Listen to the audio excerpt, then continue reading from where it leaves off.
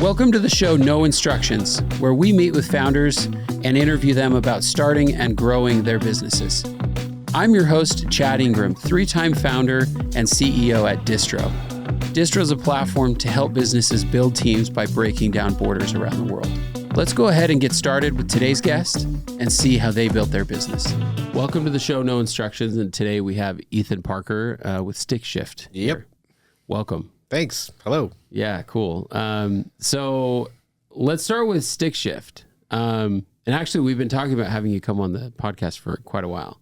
So I think that now's a good time, especially with Stick Shift. So tell us what it is. Yeah, now's the best time to be on a podcast, and you are going to be on my show next week. I am. So we'll just high five and switch sides on the table. But an actual show. Yes, sir. Yeah. No, I'm not making a podcast. It is, in fact, a TV show, cameras, live audience, fun stuff. Yeah, and this is new. This is new for you. You're figuring out how to do it, and it's... Yeah, I mean, I've done a little bit of camera stuff. Companies I've always had a commercial. I'll either star in the commercial or have it, outsourced to a production crew. In my family, I'm the videographer. I'm kind of the documenter. We'll have a big family reunion, and I'll have everybody send me pictures and video, and I'll edit it down to music and show it to everybody and try to make everyone cry.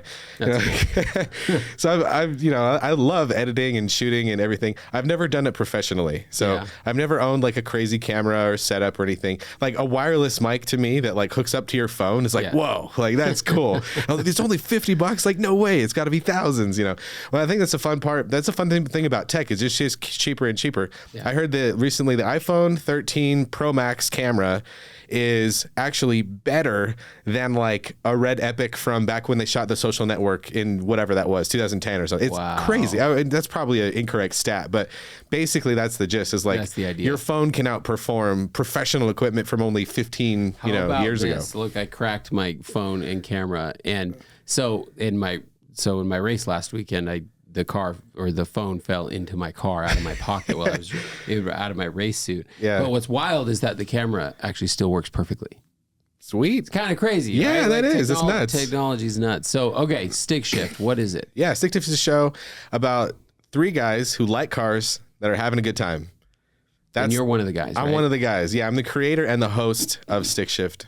And I bought the domain stickshift.com to go right along with it. So go to stickshift.com and sign up, and we'll tell you when we have a new episode. We'll tell you when we can be a part of a studio audience, anything like that. That's awesome. Yeah, that's really awesome. So and spoiler alert, you are having me on the show as well. So it'll be kind of exciting. No, it's a no-brainer. So I think naturally, because I did tech startups for so long, my network includes tech startup people, and because I love cars, it includes car people, and you're both, so it's why not? That's true. I am both. That's a good I think we did some test footage at one time, and I was just it's Chad Ingram. He's an entrepreneur, race car driver, all around badass. Your intro is very easy. I appreciate it. That's awesome. So all right, let's jump into you. So you where should we start with your story? Where are you from? Well, I mean, I've listened to your podcast enough times to just to know where to start, because we start early. We go all the way back. I was born into a military family. My 3 older sisters were born in California. My dad was a pilot for a short time in the Air Force, until they discovered that he had a traumatic head injury at age 12. And they said, sorry, you're disqualified from being a pilot. They found that out. Yeah, somehow, some way in the 70s. What was he flying? Do you remember? Oh, I mean, just trainer stuff. So but what T-38's what it called, a jet. So a couple of little jets, a couple of little prop planes, some hours, and it was actually an accident in a Rambler Rebel, which not everybody has heard of that car. This is a V8 327 sedan, I believe, from the 50s or 60s. Oh, shoot, I wish I remember the year it was. But it was a fast car for back in the day. And, sadly, my grandfather had a drinking problem, and he was drunk driving, and my dad almost died. He was in coma. Anyway, so that actually prevented him from being a pilot. And so from California, they moved to Montana, where they bury nuclear missiles in the ground, ready, and they pointed at Russia. So this is the 80s. My older brother's born there. I'm born there in Montana, and we're in the Air Force. Wow. So I actually didn't know that. So you're how long was your dad in the Air Force? Oh, quite a while. I mean, so late Like 70s. career kind of guy? Yeah, oh, yeah. Full time. Did ROTC. So he started off as an officer, and late 70s to early 90s. Yeah, wow. So a while. Yeah. So like most of your memories are in Montana or California? No, not at all. So I mean, we moved away from Montana when I was 2. Oh, wow. And then we moved. So I remember Jack from Montana. We moved to England, where my younger brother was born, and so I grew up in England a little bit. Funny enough, a 3-hour bicycle ride from my current co-host, Chris, and we were born 24 hours apart. Are you serious? Yeah. How did I not know this? I don't know. Yeah, so funny Chris coincidences. Mann, who I also had on the podcast recently. Yep. Really good guy. So we have these funny cosmic connections from years past, even though we've only known each other for exactly 1 year. Wow, your birthdays are that close together, and you lived like right there. Yeah, yeah. So born in Montana, born in England, but then our young years, we were just a little ways, and then we moved to New Hampshire, and then Hill Air Force Base in Utah. So I did kindergarten here in Utah, and then from Phoenix, Arizona, my dad was thrown out of the Air Force. Period of unemployment for my family Because of the injury. No. So this is 94. Okay. So he was in missiles. Yeah, he was in nuclear missiles from the 80s until 94. Yeah. And then 94, the Air Force had a huge riff where they laid off like a third of everybody. So he was part of that. And then, so we lived in northern Utah in Layton. That was sort of his period of unemployment. So that was like Bishop's Storehouse, food stamps, like... Like my mom was. Remember that? Yeah, for sure. I remember I was like 9 years old. We're in the grocery store, and then my mom pulls out some like stuff from her wallet. It looks like Monopoly money. I'm like, "What's that?" She's like, "Bongo bucks." So I knew it as bongo bucks. Yeah, bless all of our hearts. Yeah. So, money was tight. How was all that moving with your mom? I mean, you're talking like a decade period of time that you guys moved 4, 5, 6. Yeah, I went to 5 elementary schools. Wow. Yeah. How was that on your mom? On my mom, I don't know. As a kid, she's taking care of you. Yeah. It's hard to. I mean, she, as far as my perception, like she was mom. She was a rock. Yeah. She was unflappable. Yeah. I never heard her like belittle, make fun of my dad, give him a hard time about money. None of that. Wow. Like this woman was absolutely rock solid. Wow. Yeah. What'd your dad do after, being unemployed for a bit? Oh man. So the Air Force thing happened. We had to move. We had to rent a home, which oddly, really strangely enough, that was the largest home we had ever lived in, was the rental in Layton, Utah. Because we're used to being in like temporary housing or half of a duplex, So from when I was 5, when we landed at Hill Air Force Base until we moved away in 94. So when I was 5 to 9 years old, we lived in half of a duplex. It was a 3-bedroom, probably like, 800 square feet, maybe 9. And we had 8 people in our family. So my parents, 3 girls in 1 bedroom, 3 boys in the other bedroom. And that's just how it was. I mean, I didn't feel poor. I didn't feel, it was just like, that's just how life was. That's what it was. Yeah. And in my bedroom, of course, I had, when I was like 5, had like the fastest man, the fastest plane, the fastest car, like all up on like newspaper articles or pictures up on my wall and stuff. So the obsession with cars goes deep. Yeah. So you liked cars even as a kid? Oh, for sure. Because my dad had like this, he bought this basket case, like not running RD 350 Yamaha. So that's a 2-cylinder, 350cc 2-stroke. Kickstart only. So like when I first saw a motorcycle with an electric start, I was like, whoa, like fancy. Fancy.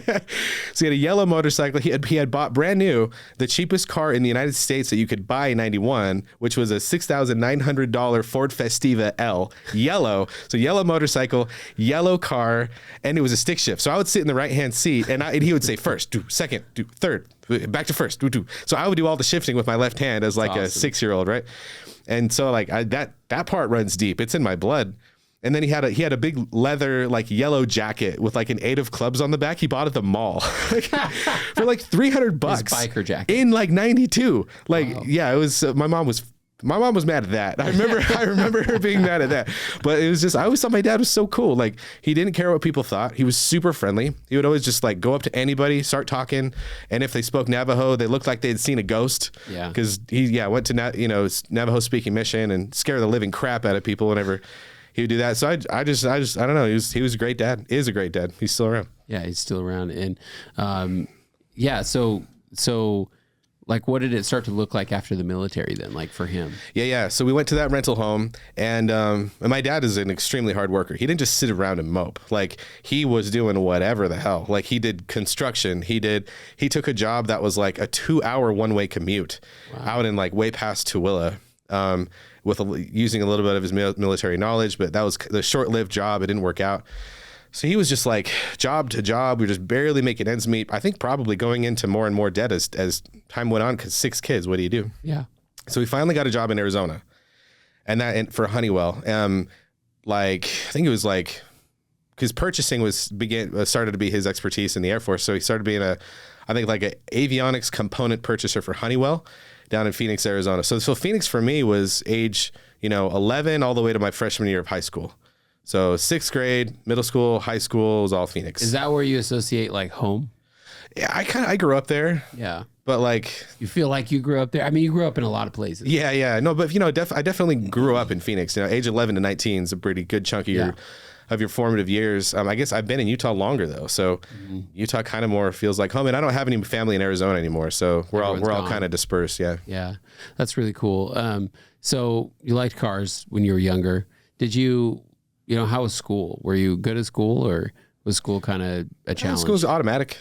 Yeah. No big deal. I mean, I definitely have ADHD, but I don't know. Maybe I just did enough sports to self-medicate. Because that certainly is a drug for ADHD people, is exercise. True. Yeah. So I was always in sports, tons of sports. Did football, soccer, baseball, basketball, just anything and everything. Was always in sports, did a little bit of music. But no, school, I mean, I always liked it. I always did well. Easy.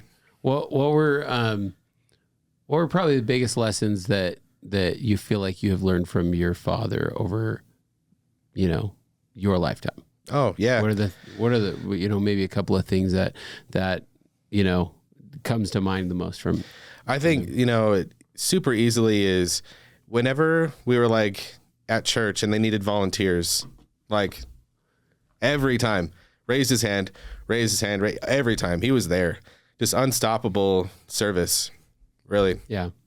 And then just hard work. Like the dude, like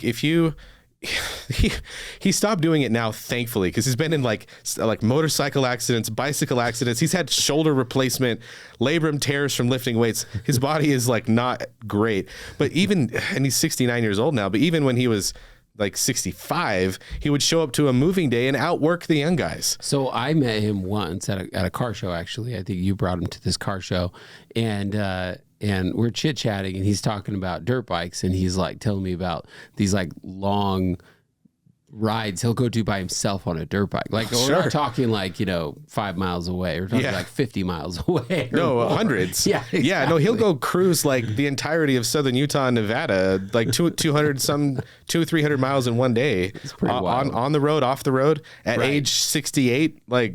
On this like dual sport dirt bike. He's got a KTM 690 Adventure, I think it's called, but no, the guy can't be stopped. Like motorcycle is definitely a big part of our life. Like when we were at that rental house in Layton, so similar to his Yamaha street bike that he bought, I think he bought that for $50, oddly enough, and not running. Wow. Restored the whole thing, painted it. But we bought a 79 YZ80 from a neighbor for $50. And then I actually didn't know this until like a couple of months ago. But so we fixed it up. We got it running. Once again, painted it. Small bike for you guys. The YZ80, the tiny little 2-stroke dirt bike for the kids. We fixed it up, got it running, painted it yellow, naturally. And then one of the neighbors saw my brother riding down the street. He goes up to my dad. He's like, "Hey, I need more money. That bike works." He's like, "Dude, you sold it to me for $50, man." Like, sorry. Like, wait, hold on. We're gonna jump to the future and skip a bunch of stuff. Yeah. Because you and I think, I probably have a story wrong, but I remember you and some siblings went in and bought a car for your dad. Yes. Yeah. So for my dad's 69th birthday, I don't know where I got this idea. I mean, I've always wanted to just like get him something nice, and I've always wanted him to have some like a cool car. And people are going to say like, well, you didn't get him something nice when you find out what it is. But no, but it is. I found this Saturn Sky 2007. Still has a CD player, which they love, by the way. My mom and dad listen to CDs all the time because the audio is better and there's no commercials and you don't need network. Like listening to CDs is beautiful. It's amazing. But yeah, so I bought him this. I found this 2007 Saturn Sky convertible, and I even asked him if he wanted auto or stick. But, so it's automatic because he's got like plates in his legs from accidents. Convertible yellow 2007 Saturn Sky, and it looks to most people like a European exotic, because it actually kind of is. So Opel is actually the real manufacturer. The Opel GT was the Europe one. In the United States, they made the Saturn Sky and the Pontiac Solstice. That was totally hideous. So I didn't want the Pontiac, but he raves about this car. Every time I talk to him, he's like, "Oh, that Saturn Sky is so great." It's a total sports car though. Yeah. Like, so 2-liter 4-cylinder turbo, 260 horse and torque. It's fast. It's tiny. It's definitely. No, it's a really fun sports car. Yellow. Yes, it's bright yellow. It had to be, right? Yeah. So everything's yellow. Why is it yellow? Does he love yellow? So I mean, all I can think of is back in the 90s, living on the Air Force Base, the yellow bike, the car and the jacket loves yellow. And interestingly enough, the color code, if you've read that book, yellow is the fun one. And I think that's another thing I always think about my dad. He's just fun. He wants to make sure we're having a good time. Like it's almost better that we didn't have more money growing up, because we would have had everything just handed to us. He's like, you're all racing dirt bikes. You're all doing this. Been terrible. We're going to Disneyland like 3 times a year. Like my whole childhood, I went to Disneyland literally once. I mean, we were that broke. And it was because my grandma died and she gave us some money. And so we're like, let's go to Disneyland. And if I recall the timing, I think he had just gotten out of the Air Force and they gave him a little severance. He's like, Disneyland. So like everything he had, he gave to us, and he just wanted us to have fun. He just wanted us to have a good time. And so on my color code, I don't know what my dad would be exactly. I'm sure he'd be a lot yellow. But my color code is split exactly 50-50 down the middle, red and yellow. That's it. So like have fun, and we will have fun. Like red is like we're gonna make sure we have fun. Red is like the task-oriented one, and yellow is just like, let's have a great time. So that's funny. I go between like anxiety-filled panic attacks to total disregard for all, and let's just like go have a good time. That's confusing. I'm a complex man. To you and your wife. That's funny. Okay, so a little bit about your mom. What is your mom like then?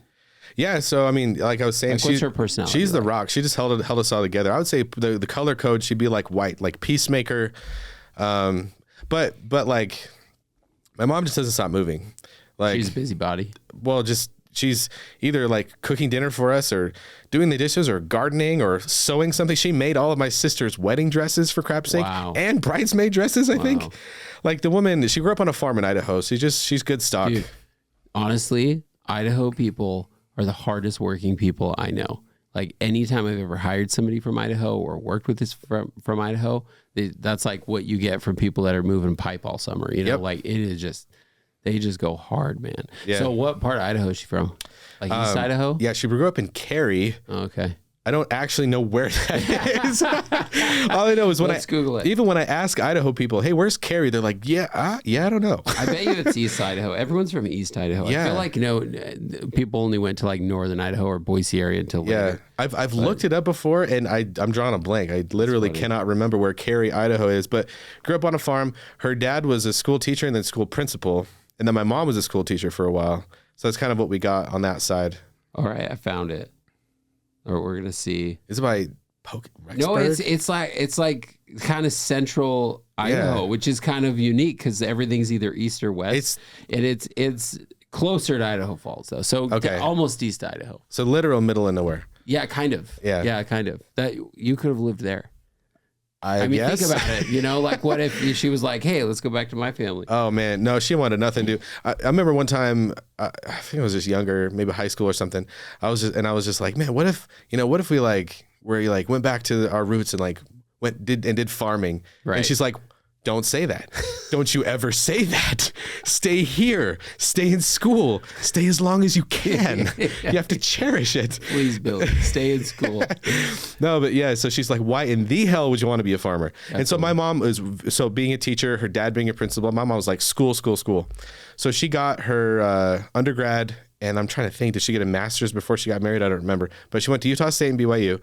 And then after, when our youngest, out of the 6 kids was, I don't know, 10, 15, she went back and got more degrees. She got a whole other bachelor's and got a master's in public administration. Wow. And so she's like queen of school. So she was always the, like, you know, not, I wouldn't say like the taskmaster with school, but like the just encourager. She was like, you know, how are you doing at school? You will do well in school. You know, like so Jedi. You went to school. You went to BYU, right? Right. So my first year of college was Arizona State. Okay. Yeah, I was a Sun Devil or whatever that is. Yeah, hand thing. Great school. Yeah, it was awesome. But I think the year that I went there, they won the best party school in the nation. I visually found out why, but not experientially found out why. No, there's like these giant condo complexes. On a Friday night, every other door is open.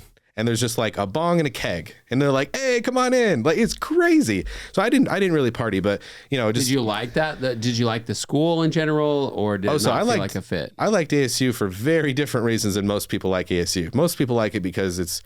I think at the time too, they had like one of the largest student bodies in the world. It was 70,000 students. School. Yeah. So I mean, most people like it for partying and for the warm weather. So tons of people from the Midwest come and party and whatever, go to college. I loved ASU because of the architecture and design program they had. So big influence from Frank Lloyd Wright, you know, he's down there. I think the architecture building that I went to school in was designed by him, if I remember right. But they had this prototyping lab underneath the architecture building. And the guy that in charge of the whole thing, his name's Steve Biltz, one of the coolest dudes I've ever met in my entire life. And he was my mentor for a year. He had done a bunch of like public art and concrete installations and stuff. Really great artist. He also sculpted the original P.F. Chang's horse, including a heart-shaped butt plug, if I recall. Funny. No, but he was amazing. He could weld. He could work with wood. So I learned a ton of stuff. I immediately learned how to like be a woodworker and like do vacuum form plastic. They teach you that in that program? Well, no, it wasn't a program. I got a job in the prototyping lab. So I was like, it was a huge blessing. I just ran into somebody at a social event, started talking to him, and he worked there, but they only had 2 student employees. So it was Steve, Shop God, we called him, because he could do everything. Then we had an actual architect, an actual industrial designer, a painter, and just these really crazy professionals that I just tried to learn as much as I could from. Yeah. And so being an employee of the prototyping lab, I would help the upper class students like build their models and stuff because they didn't know how to do all this stuff. So I learned how to like MIG weld, TIG weld, stick weld, awesome. You know, horizontal bandsaw. We had a 3D router and a table saw, which I cut my finger on. I don't know if you ever noticed that. So my middle finger. I literally never noticed that. My middle finger is for sure. Is jacked about the amount of drift angle I just added to the steering of my aerial atom is how crooked my middle finger is there. They had to skin graft from my hip and stuff. So you luckily, can't flip people off with your right. Well, sure I can. It'll just be a little embarrassing. It'll be a little funny. They'll probably laugh at me.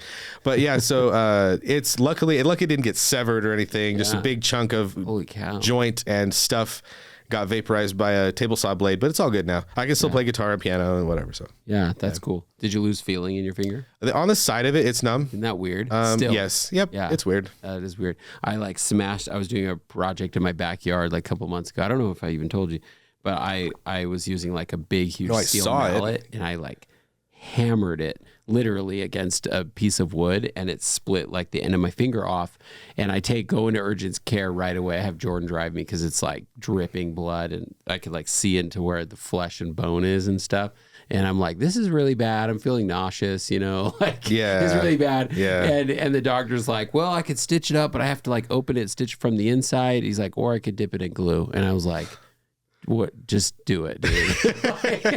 Cut me, Rocky. So yeah. Oh man, that super sucks. No, when I did this, I went totally ghost white, and I just kind of sat down, and then they took me straight to the ER and surgery and all that. Holy cow! Well, at least they had to sew my fingers together for a while to let the like soft tissue heal itself. Yeah, it was gnarly. They put a pin in there. I'm remembering now. Yeah, I remember one time I had my older sister. I was like, "Can you help me change my bandages?" She almost threw up. Yeah, like it's not. It's not gross. Fun. It's definitely gross. So how did you get to BYU then? Yeah, so ASU was a fabulous experience.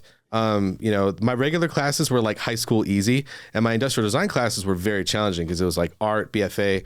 And so, I met so many amazing people there. Keith Charvonia, the guy that was the student 2 years ahead of me, that worked at the shop. He's actually been on Jay Leno's garage twice, maybe really? 3 times with hot rods and mods that he's built. Just amazing guy. Shout out Keith. What up?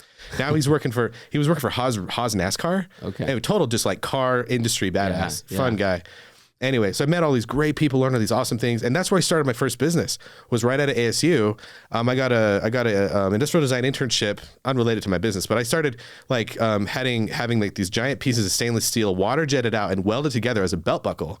So I made this guy wanted like a giant transformer belt buckle, and like another girl I knew wanted like a big steel desk. So I like cut it, welded it, powder coated it, MDF, polyurethane brushed MDF top. So I made custom furniture and belt buckles as my first business. And I named it after my older brother because he was my hero in life. Yeah. So it's called Ammon Design. That was my first like real business. Had a website and everything. That's funny. Is that the one that lives in Southern Utah, St. George? Yeah. That's cool. Yeah, older brother. I mean, I don't know. The dude. He's like very mechanically inclined too, right? Oh, geez. He's done 65 insurance wreck restores. The most recent one was a Chevy ZR2. I'll have to show you a picture of it. Yeah. He wrapped it with this like crazy distressed aviation thing. It looks rusted out and rivets and stuff. Cool. Really cool build. But no, he's like 7% body. You would not think we're related. It's like the movie Twins with Arnold Schwarzenegger and Danny DeVito. He's like 7% body fat, hair way past his shoulders. He restores cars. He's in the medical industry. We're like nothing alike at all. But he's the coolest though. That's cool. Yeah. So the BYU transition. So go to ASU, go on my mission. Where'd you go on an LDS mission too? I was called to the Ventura, California mission, which I was extremely disappointed about. I was so sad. How come? Because, coming out of my first year. At least you went to Ventura. You could have gone to like downtown LA and it's like terrible. Or Pocatello, Idaho mission. Yeah, for sure. But like even in California, you could have gone to like some terrible Fresno, place, Modesto, or like it's true. So like I was raised in the LDS church, and my parents are like active and everything. I didn't really have the strongest testimony coming out of my first year of college. Okay. I was 18, turning 19 in June, and I was just like my most honest answer I gave to one of my shop buddies, because he asked me why are you going, because none of those guys were LDS. Yeah. And I'm like my truest honest answer is it's a great opportunity. He's like, oh cool, I respect that. So, and we wrote a little bit while I was on my mission. That's cool. But so I go, and in the MTC, I have a transformative religious experience. Okay. I read through the Book of Mormon, the Doctrine and Covenants, and the Pearl of Great Price, and the New Testament at night while in the MTC. I didn't sleep for 9 weeks or whatever that was, 6 weeks at all. Yeah. But it was transformative, and I just felt like the power of the Word of God, and so that was really, really great. And I had this amazing mentor in the MTC, this 6'8" former Canadian professional basketball player, just like as forthright and frank as any human could be. But the guy loved you so much, and anyway, it was just awesome, really, really good experience. So I go to my mission, California, speaking Spanish. I thought I was going to go to Spain, because I did 4 years of Spanish in high school. Yeah. So I'm like, you speak Spanish. I'm like, I got this. I'm ready. Like bring it on. And then it's like stateside, and I was like, no, I'm a loser. but obviously there can be like this stigma, for those that don't know. Like I think a lot of young kids that are choosing to go on a mission want to go foreign because it's like more exciting, and it's just a different experience though. But I think everybody, or at least most people that end up going to a mission in the stateside, like in the United States, they don't call it a bad experience, right? Like it ends up being the right thing. Yeah, awesome. Yeah. And what's funny is in part of the mission papers, you're filling it out. It's like, do you have any like injuries or surgeries? I'm like, I had surgery on my finger before. The answer to that is always no, by the way. I know. I'm like, I shouldn't have told him about my finger. I cut my finger in a table saw and I had surgery, and now I'm going stateside. It's just the missionaries that were always at our house in Phoenix, I always thought were like a little durfy. And so I was just like, oh, I suck. But no, God's children are everywhere. They are. And they're all wonderful. And I met just like, of course, the mission was just a great experience. I worked my ass off. I took it very seriously. I was up at 6:30. I was in bed at 10:30 at night. I was knocking doors. I love knocking doors. To me, it was a challenge. And for those that don't know, like maybe describe, like you're working all the time. Oh, geez. Every day. Oh, so there is no moment on your mission for 2 years where you are not working. Yeah. You get up at 6:30 and you work until 10:30, and your head hits the pillow and poof, like you're out like a light. You're talking to people all day. You're teaching people about, God and everything. And you're just like, you're serving. If you're not like teaching or preaching or contacting people on the street or knocking doors, you're doing service. Yeah. Right. There was a lawn bowling like club down the street from where I lived in Santa Barbara for a little while. And my friend and I would go over there, and in lawn bowling, you wear all white. Like when you compete, this is going to be sketch for some people. Did you wear temple clothes? No, no, not temple clothes, but I happen to have some white pants and a white shirt and a white tie. Yeah. so we would show up wearing our whites, and these old people loved us. It was like having like 10 extra set of grandparents. That's really They funny, could not. Dude. So originally we said, hey, can we clean up and do landscaping work? And we did for like 10 minutes. And then, but really all they wanted to do was just talk to us. Yeah. And just hang out. So they'd be like, stop with the landscaping work and just bowl with us, So I learned lawn bowling, which is a ton of fun. It's a really quirky sport played on like turf and stuff. But no, my mission was freaking fantastic. Of course, the majority of people I spoke with were Spanish speaking families. I like to think that we made a difference in some lives and just like served people. And I worked really, really hard, and I made some lifelong friends for sure. That's awesome. One of which, my trainer, is a calf rancher in Idaho. Oh, really? Of all places. Yeah. Just like salt of the earth guy. And he still is just, doing great. I think he's got 6 girls now, but yeah. Wow. So you come home from Ventura, and what do you do next? Yeah. So, and even that story is car related. So, my dad's cousin lives in Valencia, which is just outside the mission boundaries. That's where Six Flags is. Yeah. Exactly. That's what people know it for. Yeah. A little inland, a little hot. And she's like, I want to give you a car. I'm like, hell yeah. So it's this 1986 Volkswagen diesel Jetta manual transmission. That's awesome. 5-speed brown, and it's got like 85,000 miles on it, or 84. And dude, it is the best ever. I remember it had like a Primus sticker on the back or something. And so my dad flies in, drives that up, picks me up. And so we drive back from. So you came home from your mission with your dad in a car. Yes. Gave you. That's so cool. Yes. And it was the best ever. That's so cool. I had that car for 5 years. Drove it everywhere. It got like 40 miles per gallon. I took it everywhere, man. And is that one of the like square bodied? Oh yeah. Those are super those boxy. Are like very popular right now. Yeah. No, I sold on eBay for like $3,500. Wow. After 5 years of ownership, it got me through all my college days. Yeah. That's awesome. So yeah. So get home from the mission.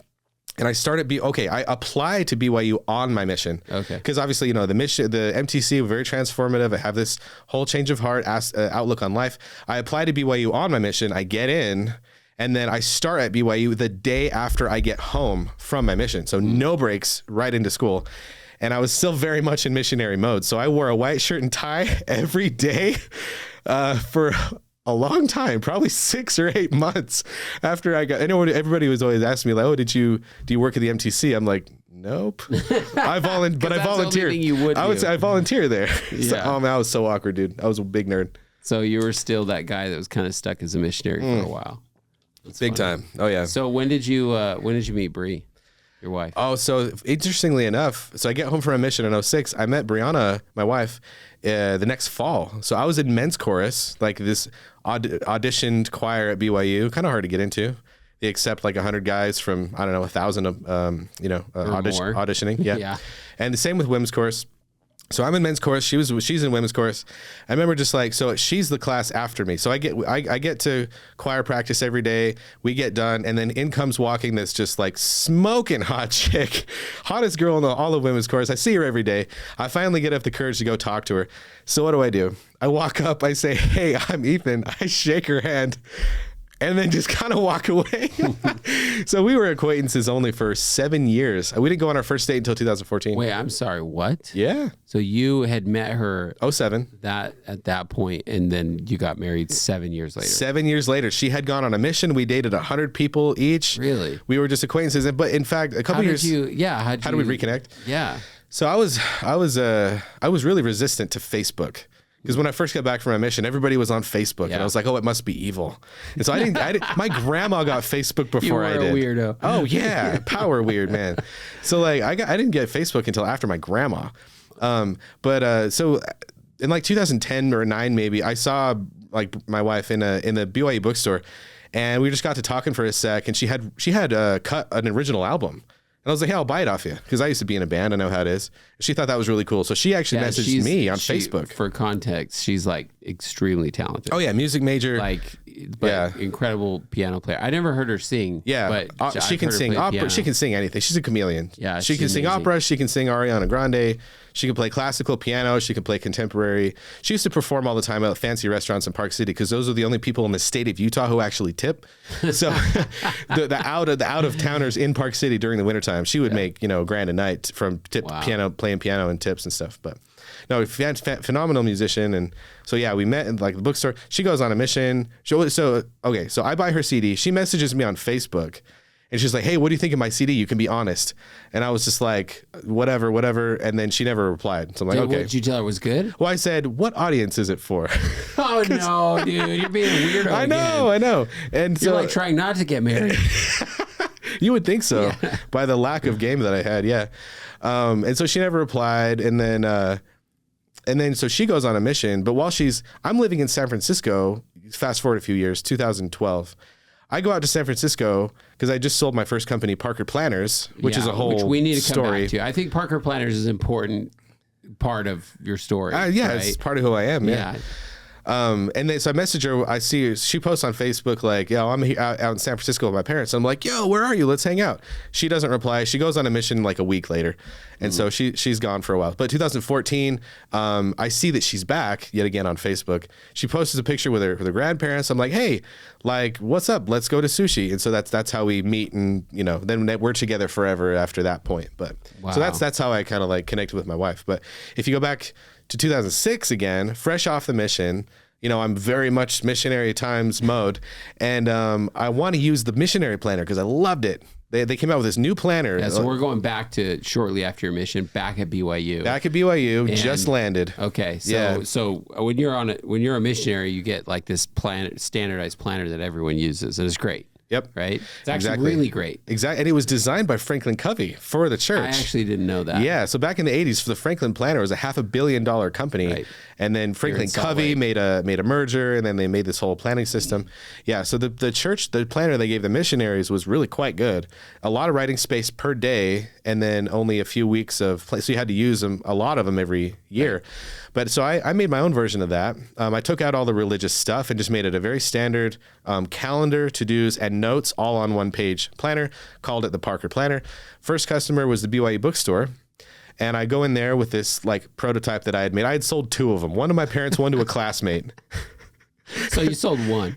Yeah, exactly. Yeah, no, thanks, Mom and Dad. Yeah, exactly. My mom and dad were at my first film shoot the other day, by the way, awesome. too. So like, that is very cool. Thank you. Thanks, Mom and Dad.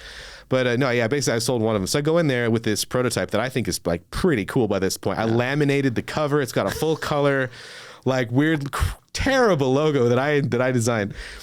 And then I go to the school supplies bookstore buyer, Paul Buss. Yeah. And I'm like, hey, so my backpack's getting kind of heavy from selling all these planners to students. So I know this prototype's pretty rough, but what do you think? He's like, whoa, this is rough. And I'm like, oh, well. And then he looks at me. He's like, okay, I'll order 24. And I just like blank stare. I'm like, he's like, 2 dozen? And I'm like, holy crap, what am I going to do? Because this one planner took me like 5 hours to make. Like book repair, like and how big much was it paper cutter, printing off. So I was selling to the BYU bookstore for $3.99, and they were retailing for $5.99. Wow. So great margins. And it cost me like, I don't even know, like 50 cents to make them, because it was just like printer paper from the Cougar Creations computer and like book repair cutter, and like I would wind the coil myself. So then what do you do? You have a PO. I got a PO, and so I went and made all these myself by hand. Wait, you literally made those by hand? Yeah. Yeah. Gosh. It took me like 20 hours probably. Where were the mentors?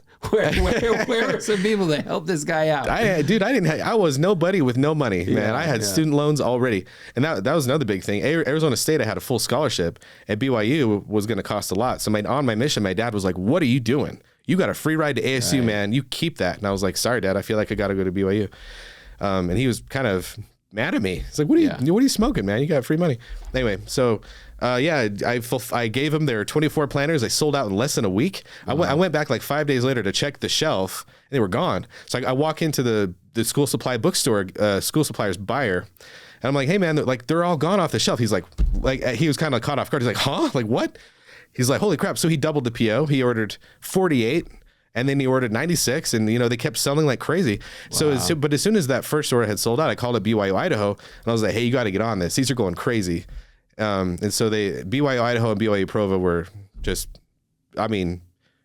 constant POs, just lots and lots of sales through those two. That's awesome. So with Parker Planners, I got it into 100 college bookstores through cold calls, campus visits, and trade shows. There's a trade show for everything. Yeah.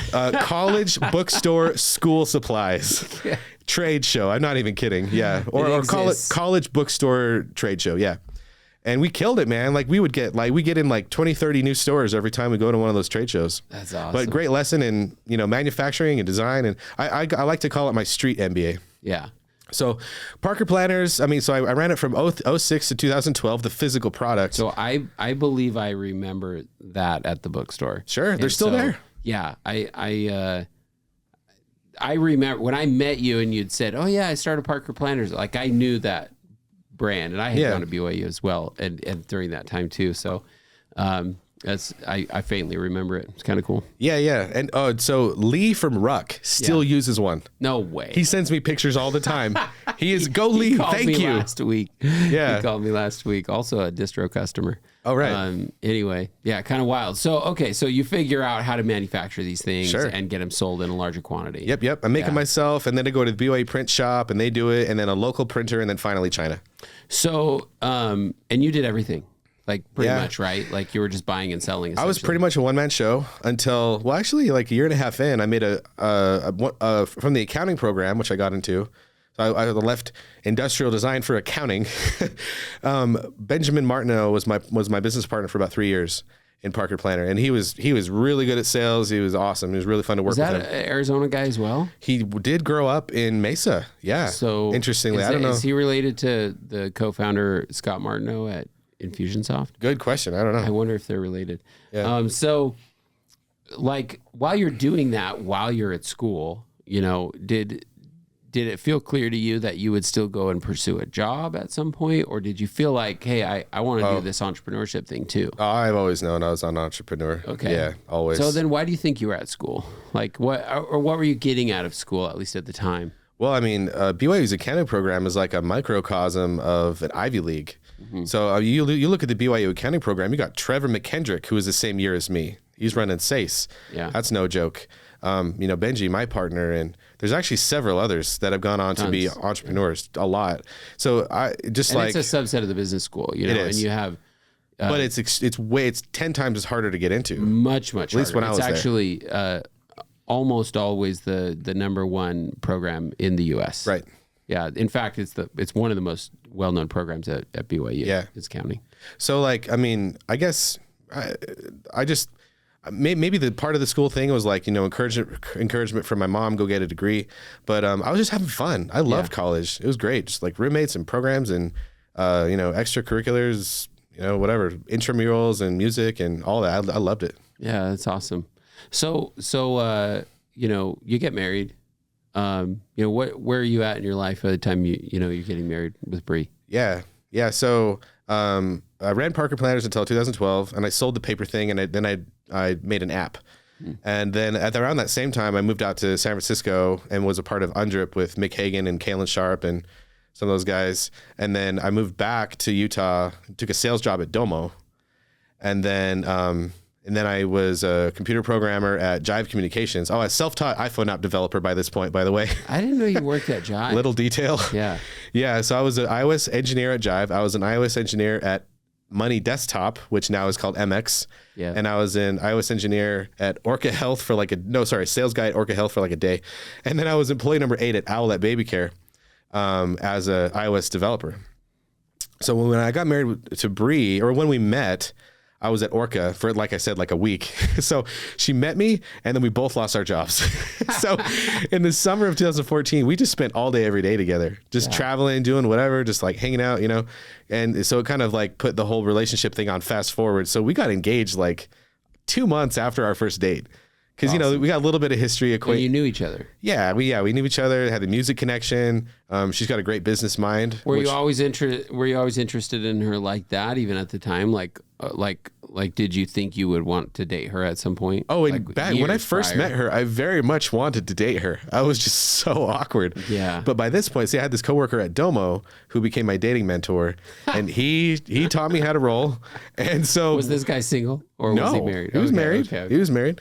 And so by the time by the time Brie got back from her mission and we went on our first date, I was already more than a year into like knowing how to play the game. Yeah. So I had, instead of no game whatsoever, I had airtight game, and I was pretty darn good at like picking up girls and stuff. So yeah, I mean, you had gone through a lot of experiences to give you more confidence too. Yeah, right? sure. Yeah, I had several relationships and hundreds of first dates. So yeah.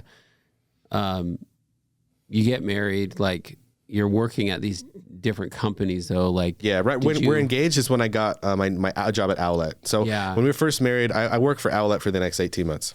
Yeah. And did you enjoy working at some of these tech startups or did you feel like it's like, man, I gotta go start something else? In my adult life, every full-time job I've had has been pretty much mostly misery. Describe that a little bit more. Why? It felt bad. Yeah. Why? No, because I'm an entrepreneur. Some people may not understand. Yeah, like, so I envy those who can go to a 9-to-5 job, put in a day's work, go home and just, do whatever and be satisfied. I envy that. The great Scott Paul said, entrepreneurship is not a skill. It is a condition. It is a disease. It is. So I've been blessed with that disease. Now, why did I have all these full-time jobs? Well, I didn't have any other option. Like, I needed to make money. I was married now. I needed to have an income. And so most of my startups have been on the side. Parker Planner was on the side of being a full-time student. Putting cutting machines into college bookstores and that business was on the side of having a full-time job. Like this B2B SaaS app that I started and eventually sold for money.com was on the side of having a full-time job. And so Owlet was fun because it was a very early stage startup. Like I said, I was employee number 8. And so that was very entrepreneurial, really kind of fun, a lot of growth moments there. It was better than a big company, but it still had its dreary moments. And plus I was a computer programmer. Like, I'm smart enough to do it, but I don't like it. Like the inner workings of a computer is not exactly what I wake up every day just like can't wait to learn more. But it also like a really great technical skill you learned, right? That you'll use over and over again. No, the software engineer experience in my career will always serve me because I'll always be able to tell if a computer programmer is bullshitting me. Yeah. So I was 18 months at Owlet, and I got shares there, and I exercised my options, which everybody, by the way, definitely buy your shares. And I was able to sell them on the private market before the IPO at what would have been a top IPO price. Made a good chunk of money there. I think probably the most dreary corporate experience I've had is probably Vivint Solar. I was there for 3 years. I was a computer programmer. I never got a promotion. I only had tiny raises, drudgery, but it enabled me to buy my first home, and it was steady income and health benefits for my family. Totally. So you know what, like for as entrepreneurial as anyone is, you have an obligation to take care of your family. And I don't think anybody should ever shrug that responsibility. Yeah, absolutely. There's a season for it too. Like there are times as an entrepreneur where you need to work for somebody else or a time that you need to go learn something else, right. And that's totally okay working for somebody else, I think. Yeah. For as much as I love startups and I have to work on them because I can't not work on a startup. At any point in my life, if my family needs income, I will go get a job. Like I am not too good to work hard. Yeah, for sure. So let's fast forward a little bit and talk about one of your more recent successes with a startup called Giddy. And you maybe you can share like how that idea came about. I think it's kind of cool. How that happened and a little bit about your experience there. For sure. So it all starts with me getting fired again. Where? From everywhere. Okay, so Owlet, I got fired. So I guess going back, Jive Communications, I didn't get fired. I took a job with Money Desktop because they like recruited me away. Yeah. I got fired from Money Desktop. I took a sales job at Orca. I got fired from Orca. I took a job with Owlet. a year and a half, got fired from Outlet. Worked at Vivint Solar for 3 years. Strangely, didn't get fired, but after 3 years, I was on a PIP, and I was just about to get fired, but I got him first. So then I took this other job with Brad Boccigalupi. We're working together on screen protection machines. Really fun job. I get fired. So what is that? 4 times now, four or five. And so it's like March of 2019. Sorry. That's when I took the job with Protection Pro. It's March of 2021. Yeah. Okay. So 2021 begins. It's just after crazy COVID year.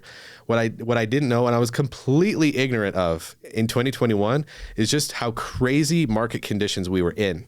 We were about to have the most IPOs happen in the entire history of the United States in 2020. It dwarfs every other year combined, just about. And we had this crazy frothy VC environment where like money is just flying around everywhere. And what's the trend? What's the VC trend in 2021? Crypto. But I was totally ignorant of all of that. I had no idea any of that was going on. At the beginning of 2021, my younger brother was trying to tell me like, dude, I just 14x'd my money in like 2 days on this crazy crypto crap. I'm like, yeah, I'm busy. I'm sorry. He's like, no, you got to check it out. I'm like, I don't want to. and then like a few months go by. And then it's like February. This is before I get fired. But he's like, dude, I just did it again. I like 20x'd my money. I was like, all right, fine. Let's see what this is. This sounds interesting. And so like my younger brother and I work on some crypto stuff, and like we make our own coin, and like it goes like has a little jump and then crashes back down. And we're like, whoa, this is crazy. And then I get fired. And right around that time is when my younger brother, Eric, helps out a local angel investor entrepreneur named Scott Paul sort of like get a bunch of money that was like stuck in the smart contract. Scott thought he lost it. Eric basically saved it for him. Yeah. And so he starts telling me like, oh, all this crazy crap's going on. I was like, well, I don't know, like maybe there's something we can do about this. And so Scott was going to come home from the airport one day, and I was like, let's go pick him up. So Eric and I hop in my truck. We go pick up Scott from the airport, give him a Burger King burger. You know, I enjoyed serving people. It's fun. So because my favorite is food after you get off an airplane. If I ever pick you up from the airport, we're going to get food, or I already have some for you. Oh, I like that. Because I'm crazy like that. You're going to pick me up one of these days. And who knows? Maybe for you, it'll be like filet, like wrapped in foil. I don't know. Yeah, all right. I like it. In the truck. Yeah, we've had a filet a few times together. Yeah, exactly. It's true. Yeah, it's funny. Yeah, you know, I know how to cook them too. Yeah, it's true. So we go back to Scott's house in Midway area, and we stay up till like midnight, 1 a.m. talking about this crypto idea, because Scott's hot on crypto. Scott's done really well with crypto. Yeah. And Eric and I are kind of just barely breaking into it. I'm pretty sure he was calling himself the crypto Jesus for a while. He was, yeah, with robe and all. LinkedIn Jesus. Yeah. Yeah. And I say we're barely breaking into it. Okay, Eric had been into Bitcoin since, gosh, like 2011. My younger brother, Eric. Yeah, he had been into crypto since like 2011. Like he knew about Bitcoin like forever. He had this crazy little like USB, plug it into your computer with a built-in fan. Like I'm like, what the hell is that? He's a programmer. Oh yeah, Eric, hardcore programmer, technical mind. Totally. Lots of programming jobs. Worked for like Walmart. Worked with me at MX. Oh, I didn't know that. Yeah, he's kind of made his mark on the Utah tech scene as a programmer. Worked at Simple Nexus, Event Board Team. And Event Board Team, he had a pretty significant role. He was like managing people and like kicking butt and all that. So anyway, Eric's he's done his thing technically. And so like. And then in 2017, we both got into crypto mining, like stringing together GPUs and mining Ethereum and crap like that. So we've both done some crypto crap at this point. And so we decide like, hey, let's do this tech company. And Scott's like, I'll throw in 120,000. And we're like, yeah, like, so here we go. Like, okay, we're doing it. I'm like, well, I've never, and all my other companies I've done 100% bootstrapped, 100% profitable, you know, lean as hell. Just micro businesses almost. First time doing this like lose a ton of money tech thing. Yeah. Yes. That's a great way to put it. Yeah. So he puts in 120K and we're like, holy crap. And he puts it in the form of crypto, which is appropriate. Yeah. So we're like, oh geez, like what is going on? But I had just lost my job. And so I was like, all right, well, I guess I'm doing this now. And I felt like it was a nice, like, you know, when one door closes, another one opens kind of moment. And then we're like, well, what do we do though? So do we do we make crypto easy for rich people? And we thought that was what's up. And so we started doing these coaching calls. So like this new company, the name was DeFi Q. Like, so DeFi is like this crypto decentralized finance term, and then just throw a Q on the end because this like brand generator website said to do so. This is a good idea. Yeah. So we just go, total stupid just place to start. We're like, DeFi Defique or whatever. And so we started like getting on these calls with Scott's friends, like coaching him through how to do this crazy crypto stuff. And the result was the same every single time. It was like, my gosh, do this for me. And so we're like, all right, maybe a hedge fund is the answer. So we start a hedge fund.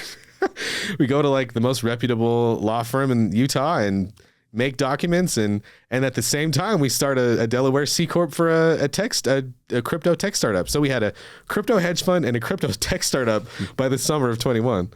Wow. And so like, how do you get started? How do you go from this idea? And you guys ended up raising a bunch of money, Yep. And how does it turn into like a full-time gig for you, Yeah. Lots and lots of VC dollars is how it turns into a full-time gig. So, and at this time, I already had this thing called Tomorrow's Tools where we had like monthly recurring revenue from businesses like Universal Records and Cartier and like on Dick's Sporting Goods. Like, so I already had this B2B thing that I was stoked on. And then, but obviously, after we got funded from Giddy, I sold that. I was able to sell it for $100,000 on acquire.com. I started it with $0. Okay, I put in $5,000, and then my friend put in his app that he coded, and then we sold it for $100,000 like 2 years later. So this is on the side. Yeah, this is a B2B business, a B2B SaaS side project. So, and I liked it. That was fun. It was really fun. Like we used ChargeBee and Stripe to manage paid subscriptions, credit cards, and it was so much fun. When something is working, when someone is buying the thing, it is so much fun. It gets alive. Yeah. I would wake up in the morning to like these ChargeBee emails. Oh, 3 subscribers, they paid annually. 14 subscribers, they paid monthly. I'm just like, or one customer pays you 14 seats or 5 seats. Or, it's such a drug. What a drug. Yeah. Anyway, that was really fun. But Giddy, gosh, holy crap, man. What a ride. So summer 2021, we're a hedge fund and we're a tech company. Scott Paul introduces us to like all these awesome, VCs and entrepreneurs that he knows because he's already had several wins in his career. Like he's a respected entrepreneur, by some people. Love you, Scott. No, everybody knows he's a big personality. Yeah, I mean he's been on this show. Yeah, he's like his costumes as he wears his wigs, his everything. He's wild. He's a good time. But he speaks the truth. Yeah, and he speaks simply, and I think everyone respects him for that. Yeah, definitely. So I love that guy. He's seriously been. I mean, whatever. Giddy would not exist without Scott Paul. Like no way. And so he introduced us. Everybody he introduces us to basically says yes. Every VC, every angel, every super angel, they're like, yes. We'll all put money in. It's so wow. Oh man, it was crazy. So we get a term sheet. So we pitch all the Utah VCs. They all say yes. They're all in. We get a term sheet from Paleon first, and we're like, all right, let's go. So we sign it, but it's taking a while to close. And so we go to Blake Murray, founder of Divvy, and Paleon and Blake Murray just had a fat exit on Divvy. It sold for $2.5 billion only a month before. So, and that goes back to my 4 T's of pre-seed fundraising. So like team, timing, trend, and trust. We had all of them A+. And so the timing, the 2021 market that I was talking about, the trend, we were on trend with crypto, the trust, Scott Paul's introduction meant a lot to these people because it matters who introduces you to a VC. It matters a lot. Yeah. And so because the Paleon was, sort of being slow closing on the term sheet for just like a whole bunch of legal crap, whatever. I go to Blake Murray. I'm like, yo, dude, like, we got a small office now and a couple people in there and I got payroll on Friday. It's Tuesday. He's like, all right, how much do you want? So I'm like, well, are you serious? Anyway, so he wires like right away, all the credit in the world to him. And he was the best mentor ever. That dude just knows his stuff. Yeah. And so we've got like 7 figures in the bank and that gives us all kinds of big headed, ego and everything. So we don't actually close on the rest of the funding until like October, November. And we end up doubling the valuation on the initial term sheet. And we ended up changing the terms to where we have like total control. Wow. It was insane. So by the end of 2021, we had raised $8.62 million total.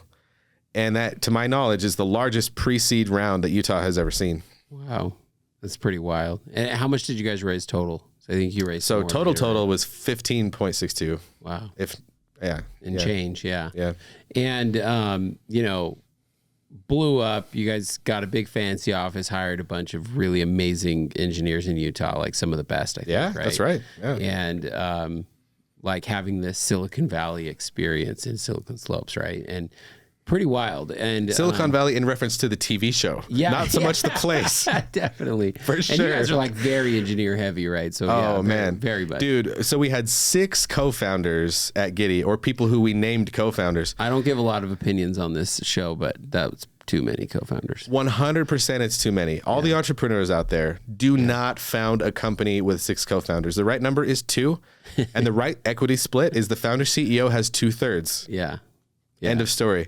So that is my opinion, and I've gotten a lot of that, a lot of those exact numbers from Brent Thompson, who started also been on this podcast, right? Very smart. Exactly. He started Jive Communications, sold for $350. He started Blit Billboards, gonna sell for half a bill, something like that. So the dude knows his shit, and that's where I get those numbers from. And every experience, every touch point I have in my career points to that being the right thing to do. Yeah. At Parker Planners, I was 80-20, but I was already a year in when I got my partner on.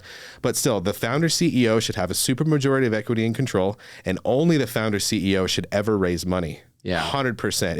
If you're split, like everybody listening, because there's a lot of entrepreneurs that listen to this. Definitely. If you're currently forming a company and it's not quite figured out, do that. Promise you, 100%.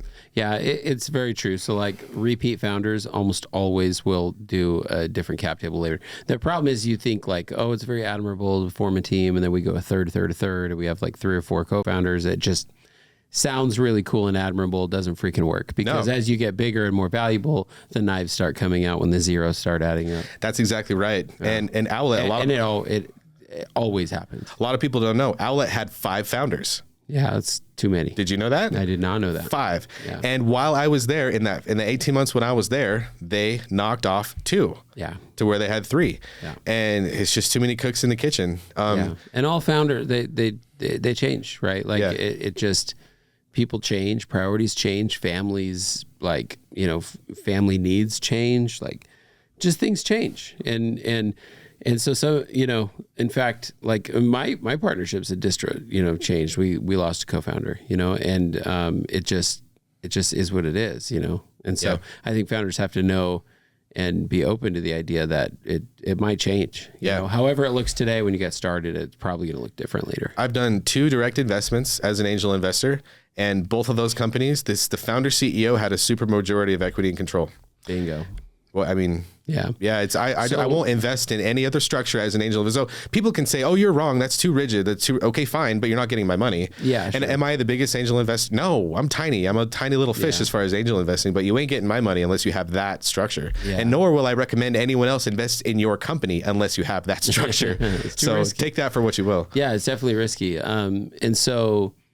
Okay, so you guys are kind of on a tear. You add thousands of users. Your crypto, goes up. Not the thousands. You're fast forwarding a lot for the thousands of users. Yeah, I mean, definitely. But we eventually add thousands of users. Yeah, that's what I mean. Yeah. As Giddy, starts blowing up. I mean, the value of the Giddy coin goes like very high. Oh, well, that's a totally different, almost unrelated story. Yeah. So but by the end of 21, we've raised $8.5 million. We do get a big office. We do overhire. We've got 6 co-founders. Everything's crazy. But the thing is, when the most powerful people in the state are all telling you that you can't fail, you feel like you can't fail. And so, yes, it's a problem of like pride and hubris and big-headedness and not obeying proper business principles that I had already learned in my prior career. It's also a problem when other people are feeding that ego. What do you think? Yeah, like a goldfish. This is a really interesting lesson, I think, to be learned for a lot of people, because I mean, nobody was losing in 2021. You could have a terrible idea. Yeah. And might maybe get funded. Plenty of terrible ideas got funded. And ours wasn't a terrible idea, but we had so many red flags as a founding team that the investors just blew by. They didn't care. No, it's true. And you guys learned a lot through that. And like, thank goodness, right? On someone else's dime, you were able to get tons of experience that's going to help all of you going forward, but think about this like false sense of confidence almost, right? That not just you were feeling, but the people encouraging you were feeling, right? Yeah. Because the VCs wanted you to spend the money. Absolutely. They wanted you to go acquire users. One of the funniest questions we ever got from one of the VCs was, and this VC actually never ended up, we didn't actually end up taking their money. We actually rejected their money. But this one VC asked us, hey, when are you going to get to $400K a month burn? I'm sorry, what? Like in that way. I'm not even kidding. I mean, I know they all feel that way, but he would just wait. Don't you mean when are you going to get to 400K ARR? No. Wow. When are you going to get to 400K burn? And it kind of took me off guard. I'm like, well, I mean, soon enough, man. Yeah. Like, and just wait. Like, we'll get there. Don't worry. I promise. And we got there and way past. Yeah. For sure. But it was crazy, man. You should. Oh man, if I could go back and find this email, that we had an intro from one of our best investors to one of the best. I'll just say it, Andreessen Horowitz. Yeah. He was like, hey guys, here's Andreessen. The intro email, the little blurb that he did to introduce us was just ridiculous. What was it? He was like, these are two of the best entrepreneurs I've ever seen in my life.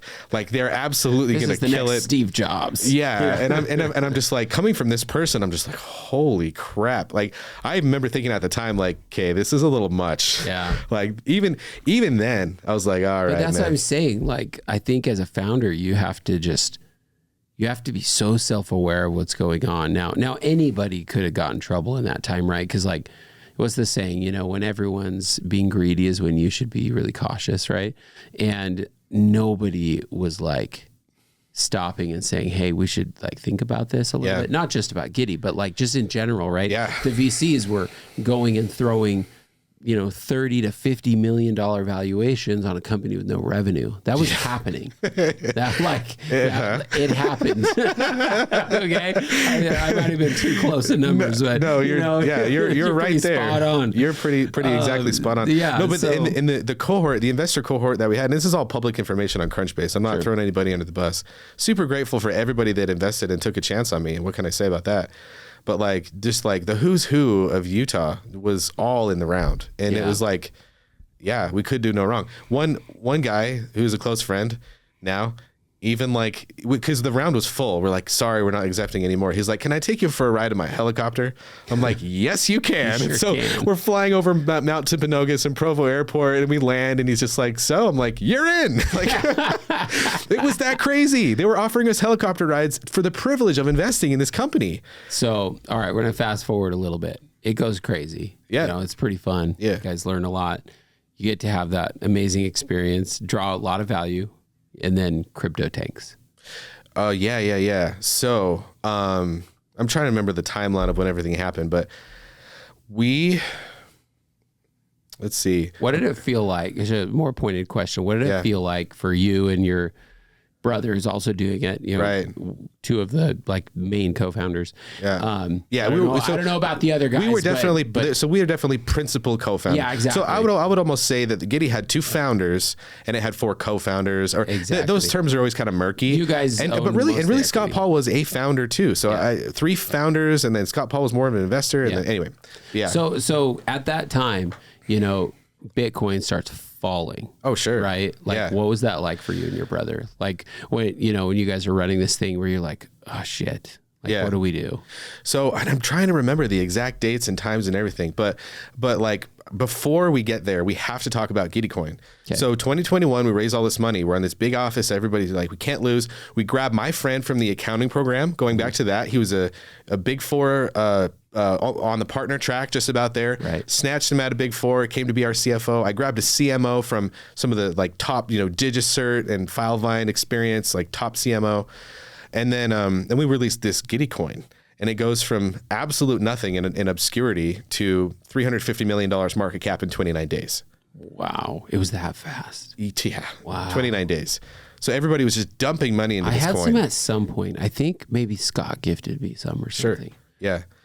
You probably got the wallet and everything. Yeah. And then, but a lot, so I think that some of that,